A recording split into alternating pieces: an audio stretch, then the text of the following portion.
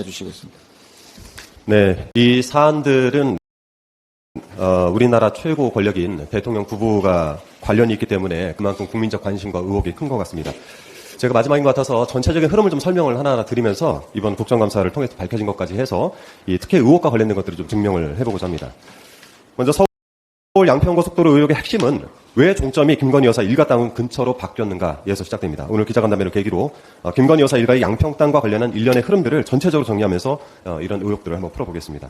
발단은 작년 국정감사였습니다. 김건희 여사 일가의 병산이 땅 위에 의문의 창고 하나가 지어져 있는 것을 확인을 했었죠. 이 언덕 위에 창고를 지어놓은 것은 경제적 이득을 노린 것이었다라는 가정 아래서 그 오랜 진실을 되짚어 나갔습니다. 그 결과 등록 전환, 형질 변경, 필지 분할, 지목 변경, 굉장히 쉽지 않은 일들, 이 같은 일련의 과정들을 통해서 집가 상승을 노려왔다라는 정황을 밝혀냈습니다. 자, 올해 6월 말 서울 양평고속도로 문제가 터졌습니다. 그리고 김건희 여사 일가에 특혜를 주기 위한 것 아니냐라는 국민적 의혹도 제기가 됐습니다. 저를 비롯한 민주당 여러 의원님들 그리고 국민의 지난 4개월은 이 끝없이 이어지는 정부의 거짓말 그리고 은폐 시도로부터 진실을 찾아가는 시간이 아니었나 싶습니다. 원희룡 장관은 김건희 여사 땅이 거기에 있는지 몰랐다라면서 정치 생명을 걸었습니다. 그런데 작년 국정감사에서 제가 병산리 땅의 지번까지 짚어가면서 질의했던 사실이 확인되면서 몰랐다라는 주장은 사실이 아니었던 것으로 판명이 됐습니다. 서울 양평고속도로에 대한 국민적 의혹을 무마해보려고 국토부는 갖은 노력을 했지만 번번이 이 또한 거짓으로 밝혀졌습니다. 7월 10일 서울 양평고속도로 대응종합 Q&A라는 자료를 내놓았습니다. 그런데 한 항목에서만 무려 4가지의 거짓말을 한 것으로 확인이 됐죠. 현안 질의를 앞둔 7월 23일 웹사이트에 각종 문서들을 비습적으로 공개를 했습니다. 하지만 종점부 위치 변경 검토 이런 중요한 사항들을 삭제한 조작 문서를 올려놔서 논란을 빚었습니다. 자, 국토부가 이렇게 거짓을 말하고 조작을 감행한 데는 다 그럴 만한 이유가 있을 것이라고 보고 있습니다. 그렇다면 이 변경 지시는 과연 누가 있는가에 대한 해답을 찾아야 했습니다. 지난 8월 30일 결산 심사 당시 저는 원희룡 장관에게 용역사 과업 지시를 국토부가 했고 용역사가 이를 이행을 했는데 그 과정에서 노선이 바뀌었다. 그렇다면 그 지시는 누가 했는가라고 물었습니다. 장관은 끝내 국토부가 했죠 라고 답을 했습니다. 이 난타해진 국토부는 부랴부랴 BC값을 산출해서 발표하면서 대안이 경제적이다라고 주장을 했습니다. 하지만 예타안과 대안 모두 BC값을 이를 미쳐넘지 않아서 경제성이 떨어지는 것으로 나타났습니다. 그리고 경제성을 논의하는 것 자체가 무의미하게 됐습니다. 더 이상 강상면 종점안을 주장한 이유가 사라진 것이겠죠. 자, 이 과정에서 저는 사전 타당성 평가 보고서를 확보를 했는데요. 최초로 제안했던 민자 노선안의 종점은 역시 양서면이었고 그 노선의 BC값은 1.02로 나타나서 경제성이 있었다라는 사실을 확인했습니다. 양서면 종점안이 경제적이지 않다는 국토부 주장이 또다시 근거를 잃었습니다. 그리고 지금까지 국토부가 주장해온 모든 말들이 번번이 거짓인 것으로 밝혀졌습니다. 이번 국정감사 이야기를 좀 하겠습니다. 국정감사에서 증인신문을 통해서 확인된 사항 중 중요한 부분은 강상면 종점안을 고수할 이유가 더 이상 없다라는 점입니다. 양평군의 안철영 도시건설국장이 강아이씨가 아니라 양평군 여기에 IC가 있는 것이 목적이었다. 즉 강아이씨가 목적이 아니라 양평군 내 IC를 하나 두는 것, 나들목을 두는 것이 목적이었다라는 증언을 했습니다. 그동안 정부 여당이 강화 IC를 요구해서 노선을 바꾸게 한 것은 민주당이었다라고 비난을 해왔던 주장이 깨진 것이죠.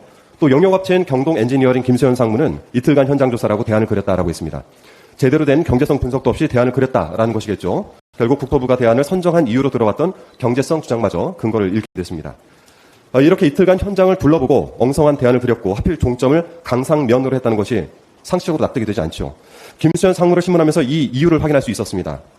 대안을 그릴 때 2030 양평군 기본계획 이 자료를 참고했다라는 증언을 했는데요. 이 군 기본계획은 2018년 2월에 발표된 것입니다. 서울 양평간 고속도로의 종점이 강상면으로 표기되어 있었는데요. 이 자료에는 참고로 동일한 시기에 진행된 사전 타당성 조사, 그 이후에 진행된 예비 타당성 조사에서는 모두 종점이 양서면이었습니다. 자, 이 문제 군 기본계획의 최종 결재권자는 김선교 당시 양평 군수였고 또 작년 8월에 국회의원으로서 양평군 내 IC를 설치해달라는 요청을 한 사실이 회의록에서 확인됐습니다. 이렇게 지금까지 밝혀진 내용들을 좀 종합을 해보면 다음과 같습니다. 지시는 국토부, 이행은 용역업체, 그리고 이 모든 연출은 김선교 전 양평 군수를 비롯한 양평군이 했던 것입니다. 자, 그렇다면 이 과정에서 발생하는 막대한 이익은 누가 취하게 될 것인가를 확인해야 되겠죠. 저는 이번 국정감사에서 국지도 88호선과 남평 IC에 주목했습니다. 우리 이소영 의원께서 말씀을 하셨던 그 휴게소가 있는 남평 IC입니다. 먼저 국지도 88호선입니다. 이렇게 파란색으로 표시가 되어 있는데요.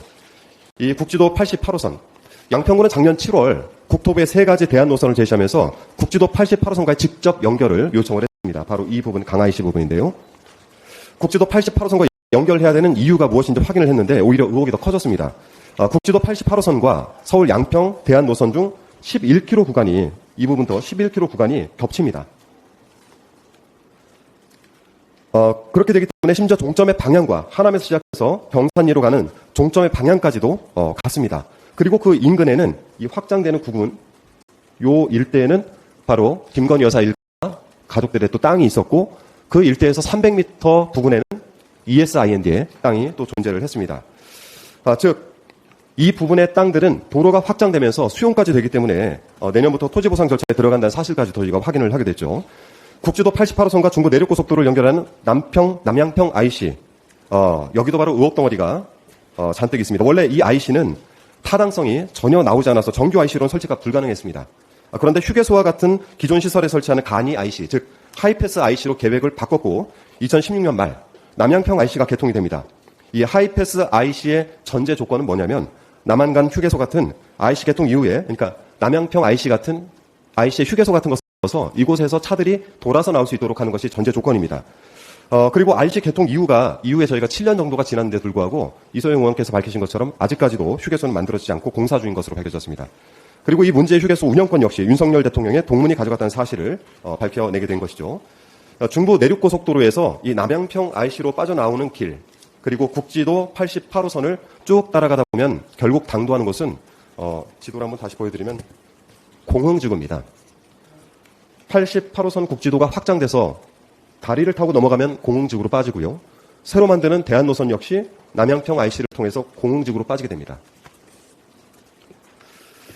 김 여사 일가 땅 주변에서 추진된 각종 도로 관련 사업들의 추진 경과를 비교해보면 이렇게 신기하게도 공흥지구 개발 사업과 시기가 잘 들어맞습니다. 이 표가 잘 안 보이시면은 나중에 저희 의원실로 자료 요청을 하시면 됩니다. 모든 길은 공흥지구로 통한다라는 명제를 실현하기 위해서 이 큰 그림을 오랫동안 그려온 것이 아닌가 하는 합리적 의심이 들 수밖에 없습니다. 김 여사 일가가 경제적 이득을 노리고 큰 그림을 그렸고 정부가 나서서 이 계획을 실현해 주었다라고 한다면 이것이 바로 특혜이고 비리입니다. 아직 양평에는 개발을 기다리고 있는 김 여사 일가의 땅들이 많이 남아 있습니다. 더 큰 게이트가 터지기 전에 양평 카르텔 실체를 반드시 밝혀내야 되겠습니다. 그래서 국정조사를 바로 시작해야 됩니다. 국정조사를 통해서 의혹들이 차근차근 밝혀져야 되고요. 현재 저희가 또 국정감사를 통해서 여러 가지 의혹들을 밝혀내고 있는 상황에서 이미 제출된 국정조사 요구서를 더 이상 미룰 필요가 없다라고 생각을 합니다. 필요하다면 특검을 통한 강제 수사까지 검토해 봐야 된다라고 생각을 합니다.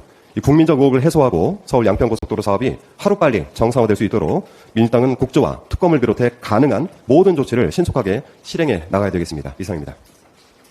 예, 한준호 의원님.